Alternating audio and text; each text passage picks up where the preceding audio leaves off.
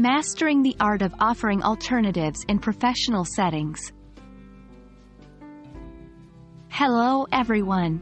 Today, we're going to discuss an important skill in English conversation, especially in professional settings.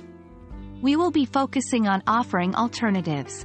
You'll find this particularly helpful when the original request cannot be fulfilled, or you have other options that might better suit the situation. Let's dive in. Offering alternatives is a way to maintain a positive, collaborative environment in professional settings. It shows your willingness to find a solution, even if the initial request can't be met. Imagine your colleague asks for a meeting at a time when you're already busy.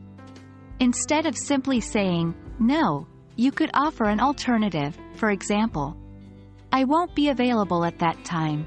Could we meet earlier in the day, perhaps around 10 a.m.?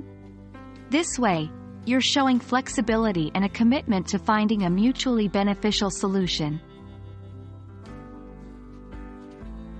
When we're in a professional setting, we generally use formal language. Here are some phrases you can use to offer alternatives. Would it be possible to? Could we consider? An alternative could be. Another option might be. How about we? These expressions show respect and politeness, and can help make your conversation smoother. Now, let's look at some practical examples. Suppose you're at work and your manager asks if you can finish a task by the end of the day, but you're already swamped with other work.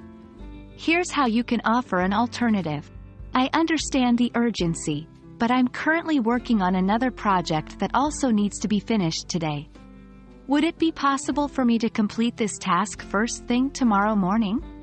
Or if a client requests a service that your company doesn't provide, you could respond with, an alternative could be to use our XYZ service, which will deliver similar results.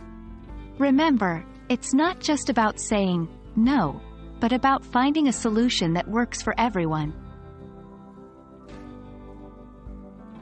That wraps up our session on offering alternatives in professional settings. Remember, the key is to maintain a positive, solution-oriented attitude and communicate in a respectful and polite way. We hope you found this video helpful. Remember, practice makes perfect. Try using these phrases and methods in your professional life, and you'll become more confident and effective in your communication.